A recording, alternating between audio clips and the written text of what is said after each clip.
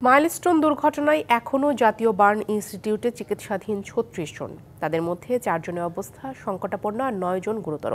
এ নিয়ে আরও জানাতে সরাসরি যুক্ত হচ্ছেন সহকর্মী রাকিব হোসেন। রাকিব, সেখানে যারা ভর্তি আছেন তাদের কি অবস্থা এবং ৪ জনের অবস্থা যে সংকটাপন্ন তাদের বিষয়ে চিকিৎসক কি বলছেন জানাবেন। বিষয়টা জানাতে চাই যে এই হাসপাতালে ৩৬ জন ভর্তি রয়েছেন, তার মধ্যে ৪ জনের অবস্থা কিন্তু আশঙ্কাজনক, ৯ জন সিভিয়ার রয়েছেন। বাকি যে কয়জন রয়েছেন তাদের আসলে শারীরিক অবস্থা উন্নতির দিকে এবং আগামী 10 দিনের মধ্যে আসলে তাদের ধাপে ধাপে হচ্ছে রিলিজ করা হবে, এমনটা কিন্তু আসলে চিকিৎসকরা আমাদের জানিয়েছেন। এখানে এই হাসপাতালের পরিচালক নাসির উদ্দিন যিনি রয়েছেন তার সঙ্গে আমরা কথা বলেছি। তিনি যেটা জানিয়েছেন যে আসলে দেশের বাইরে থেকে অর্থাৎ সিঙ্গাপুর, ভারত এবং চীন থেকে যে চিকিৎসক দল এসেছেন তারা তাদের সার্বক্ষণিক পর্যবেক্ষণ করছেন এবং এখানকার যে চিকিৎসকরা রয়েছেন তারাও আসলে সার্বক্ষণিক পর্যবেক্ষণে তাদের রেখেছেন এবং সব ধরনের চিকিৎসা আসলে চালিয়ে যাচ্ছেন।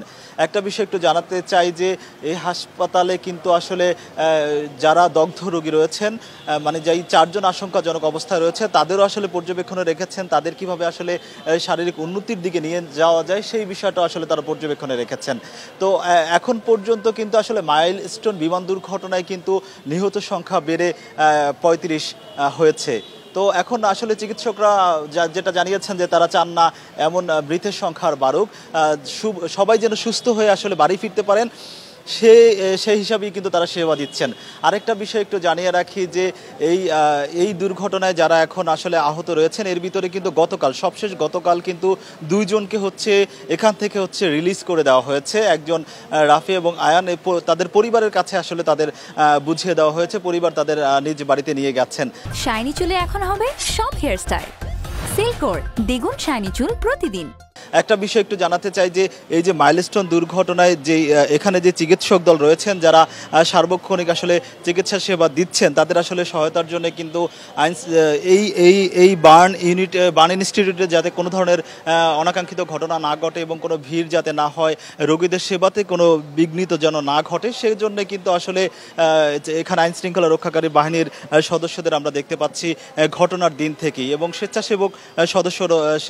যারা স্বেচ্ছাসেবায় কাজ করছেন তারাও কিন্তু রয়েছেন।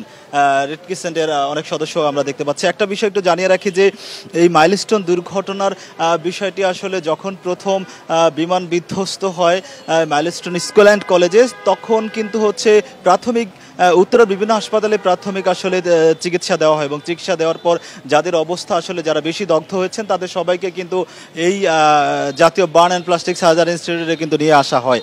তবে এখন পর্যন্ত আসলে এখানকার যিনি চিকিৎসক রয়েছেন অর্থাৎ এই হাসপাতালে পরিচালক নাসির উদ্দিন, তিনি আমাদের যেটা জানিয়েছেন যে আসলে যেসব রোগী রয়েছে তাদের এর ভিতরে প্রায় 15 থেকে 16 জন যাদের অবস্থা উন্নতির দিকে, তাদের আসলে আগামী 10 থেকে 12 দিনের মধ্যে যে কোনো সময় তাদের আসলে 1 জন 2 জন করে আসলে রিলিজ করে দেওয়া হবে।